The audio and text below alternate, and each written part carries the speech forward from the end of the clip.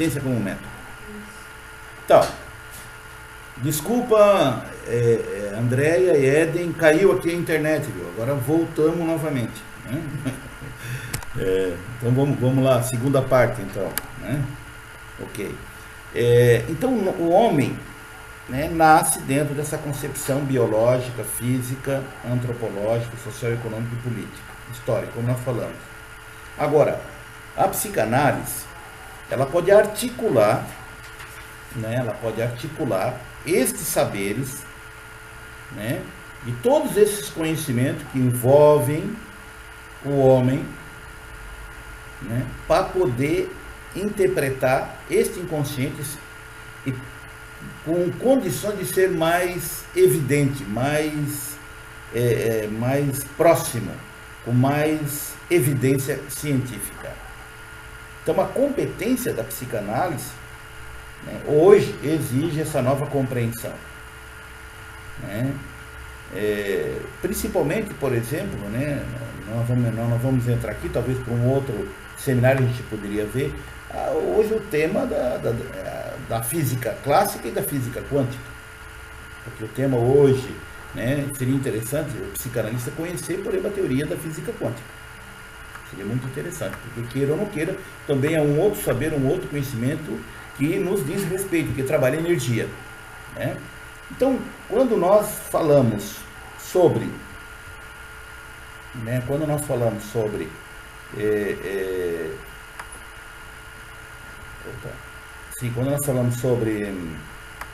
inconsciente, então nós estamos nos referindo a essa energia psíquica que se comunica em forma de símbolos, né?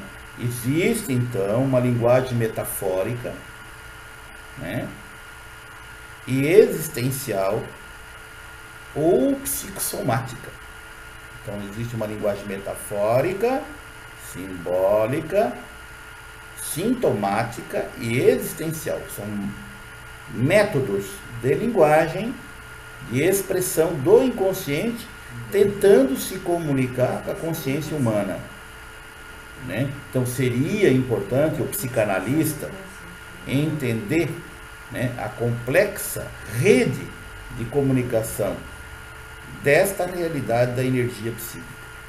Ou seja, a operacionalização, o modus operandi, né, desta energia psíquica é fundamental para que o cientista ou psicanalista entenda e compreenda e saiba interpretar com evidência aquele sintoma.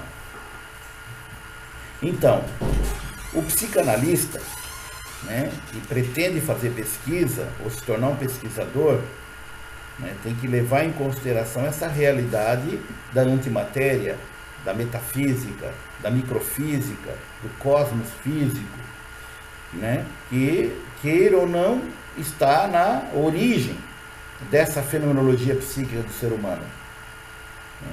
Hoje estamos de acordo, estamos conscientes de que a psicanálise precisa integrar todos esses saberes para que possa existir uma transformação no modo de observar as reações emocionais, as pulsões que têm relação direta com o comportamento do homem na sociedade moderna. Então isso é fundamental e muito importante. Bom, esse tema, né, da ciência psicanalítica como um corpo teórico conceitual, né, e depois nós temos o cientista, que é o ser humano que detém um conhecimento, um método que vai observar esse fenômeno psíquico. Agora veja bem, a única ciência em que os cientistas se auto-observam, se conhecem, é a psicanálise. E nenhuma outra ciência, né, o cientista vai levar em consideração o que está acontecendo dentro de si.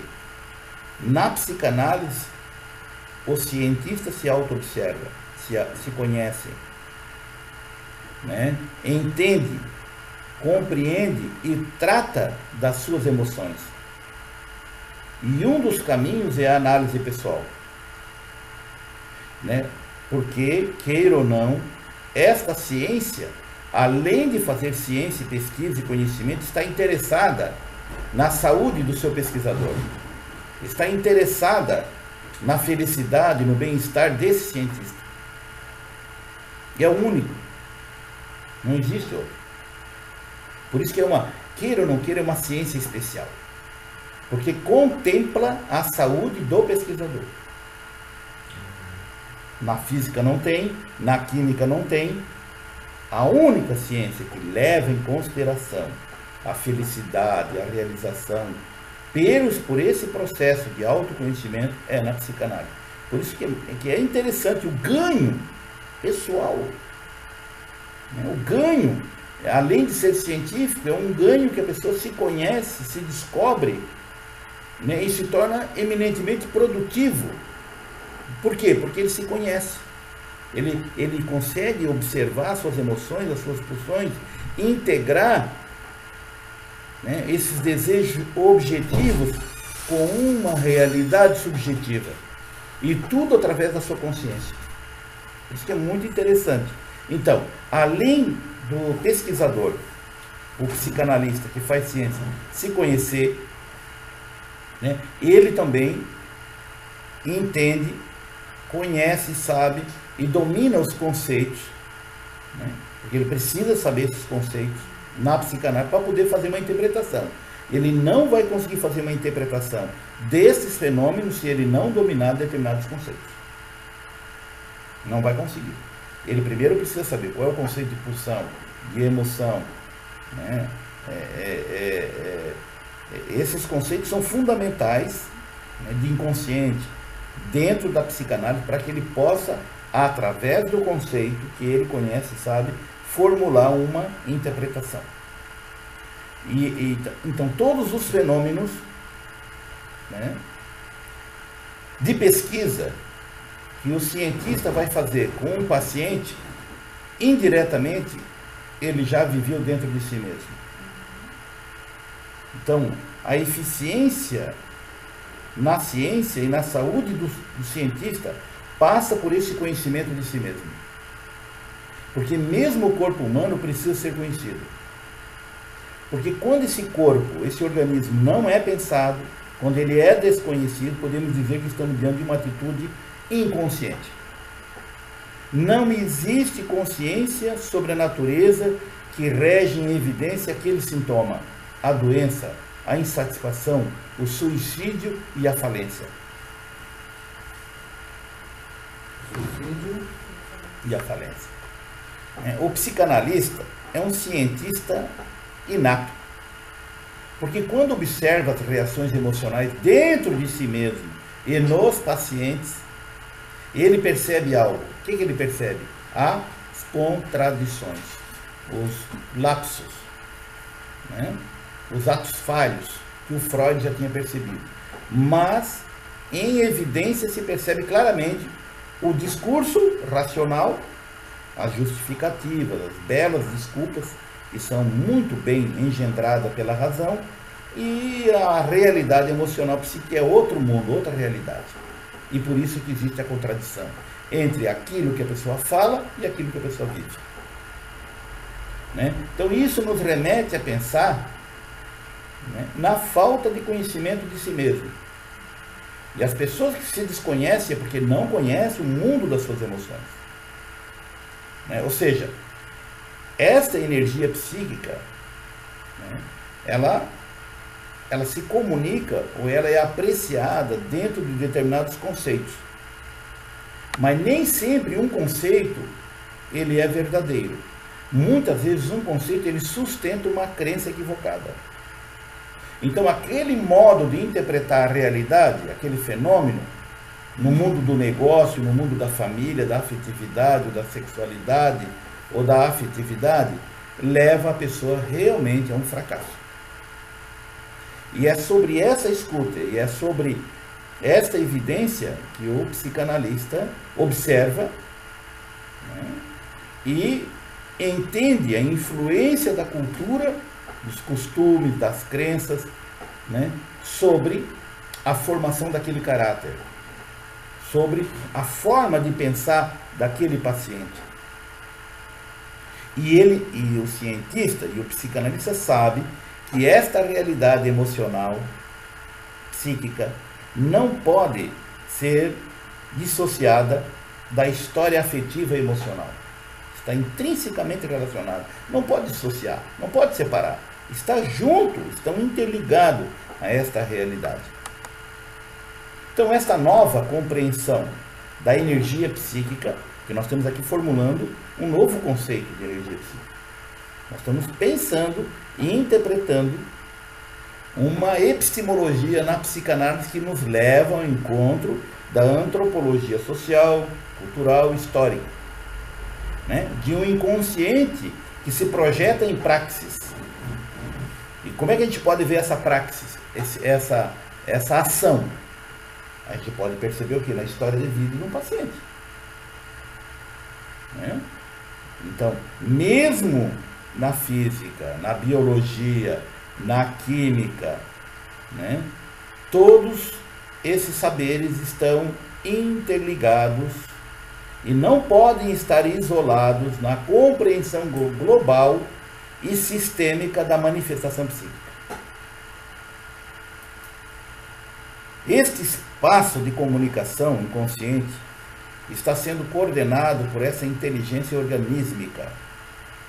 A única ciência que exige a instância mais importante da área do conhecimento é o inconsciente do pesquisador.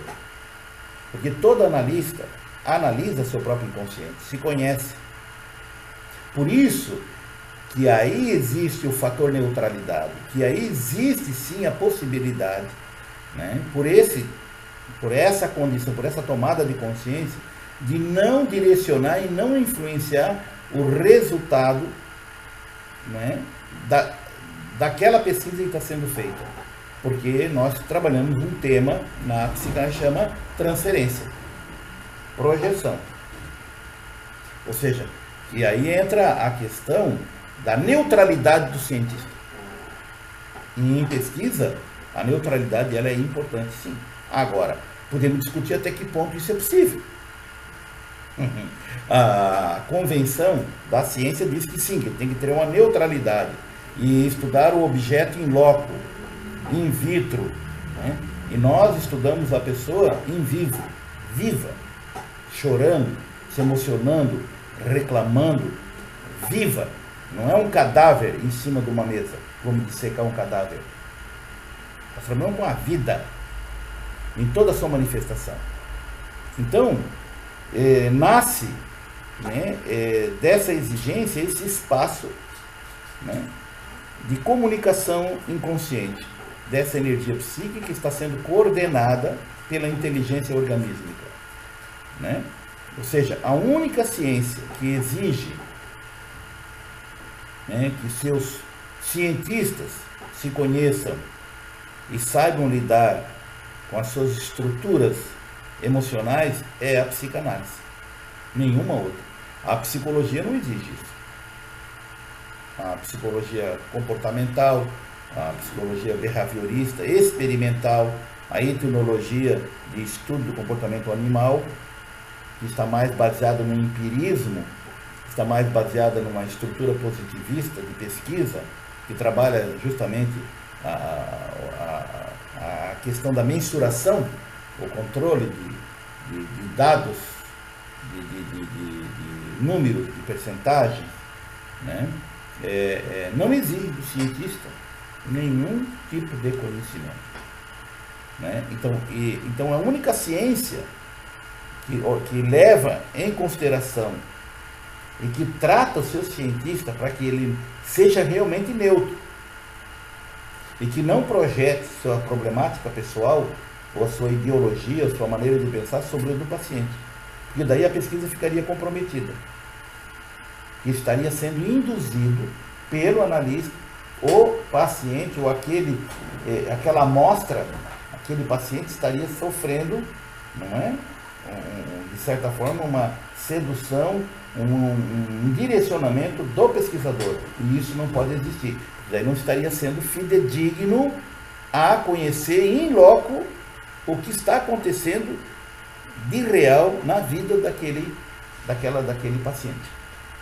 Porque essa neutralidade consciente do pesquisador, do cientista, vai exatamente diferenciar as outras pesquisas, das outras ciências, onde o pesquisador, muitas vezes, acaba se envolvendo exatamente pelo motivo de uma crença ou uma ideologia estar por trás. Exato. Então, né, um cientista das ciências exatas, das ciências naturais, não estão interessados em conhecer-se a si mesmo. E nem levam em consideração isso. Né? Por quê? Porque eles não têm, né, interesse em conhecer os mistérios da vida psíquica, ou da forma de pensar, ou de viver. Então, há um distanciamento entre a vida do cientista e o objeto de pesquisa em laboratório, o estudo que eu estou fazendo. Se o cientista está com câncer ou com depressão, não interessa, interessa o resultado da pesquisa. Então, eu acho que a única ciência, eu acho que mostra um fator humanizante, humana, porque leva em consideração a saúde do cientista, leva em consideração, né, a felicidade, porque o psicanalista, além de ser uma pessoa que detém o conhecimento de uma clínica e postula um método de recuperação psíquica dos pacientes, também já passou por um tirocínio, por uma compreensão das suas próprias estruturas neuróticas.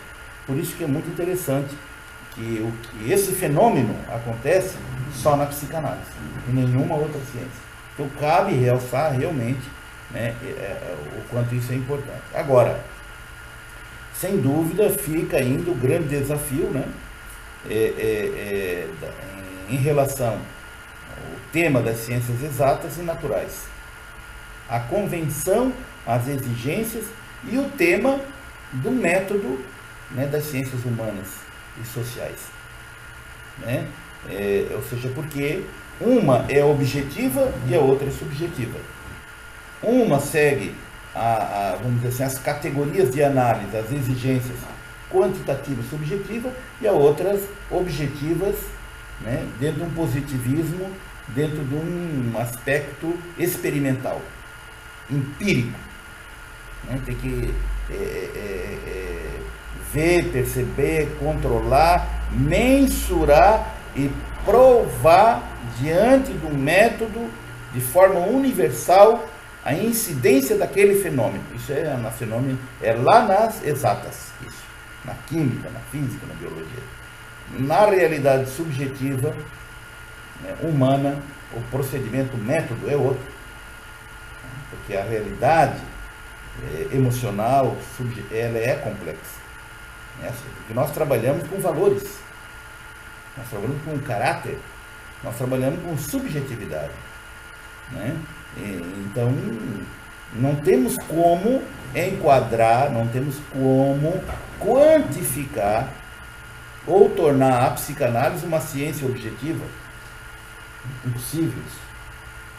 Né? Essa objetividade que é tão pretendida e é tão defendida dentro da ciência, a objetividade.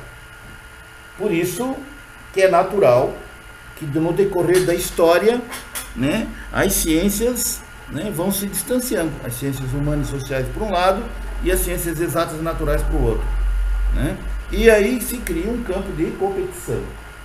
Né? Umas defendendo e dizendo que elas têm mais resultado, que produzem mais e que são altamente produtivos, têm condições de produzir lucro, né?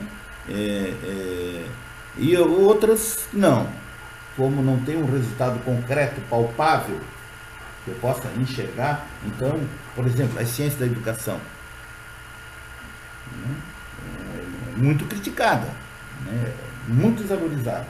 Agora você pega a ciência, por exemplo, da microbiologia, né? Já é altamente valorizada, né? Ou seja, no controle das pragas, no controle da agricultura, a questão da genética hoje está muito valorizada. Quer dizer, então, de novo, se acentua o valor organicista e fisiológico, né, dessas ciências que estudam a área bioquímica, a biologia. E a parte emocional, a parte subjetiva, ela não é levada em consideração, ela é vista com desconfiança, ela é vista assim como, né, uma teorização sem uma fundamentação precisa que comprove de fato aquele fenômeno. Existe uma espécie de disputa. Ah, sem dúvida, sem dúvida. É. Então, agora, nós podemos dizer assim, toda teoria que nós criamos, toda ela, é um paradigma, né? E toda teoria, como paradigma, né, do Thomas Kuhn, né, ele, ali, naquele livro, ele defendia que todas defendem um status de ciência, um status científico, todas. E então, essa é a grande competição, realmente há uma grande discussão, né? Por quê? Por quê? Porque as ciências naturais e exatas criticam as ciências humanas e sociais por né, por não ter uma exigência metodológica, né, experimental. Deveria ter controle de experimento humano. Provar de fato em laboratório essas incidências, essas reações emocionais em laboratório, para que houvesse realmente um controle do fenômeno, né? E aí nós recairíamos dentro da proposta do empirismo experimental. Então, essa ruptura de fato existe, né? Entre as ciências naturais com a sua objetividade, né, no estudo dos fenômenos, e o ser humano, a psicanálise como ciência para estudar essa subjetividade, o mundo das emoções e das pulsões. Então, então assim, agora, cabe às ciências humanas, aqui se inclui a psicanálise, né? E nós, por exemplo, os psicanalistas, nós temos um método que utilizamos na clínica. Nós temos um método. Ninguém vai fazer clínica aleatoriamente. Não, nós temos um método clínico para trabalhar as emoções, os traumas, os bloqueios, os medos, etc. Nós temos um método de elaboração, inclusive de fazer a catarse da elaboração e da reinterpretação daquela emoção. Nós temos um método para isso, né? Agora, nada impede, ou seja, que nós possamos aprofundar, podemos aprofundar e realizar uma pesquisa para fundamentar esse método, para aprimorar esse método, para qualificar esse método, né? Por quê? Porque diferente da química, da física, da matemática, né, o fenômeno humano, né, ele interage dentro do aspecto antropológico, social, químico e físico, né? Então,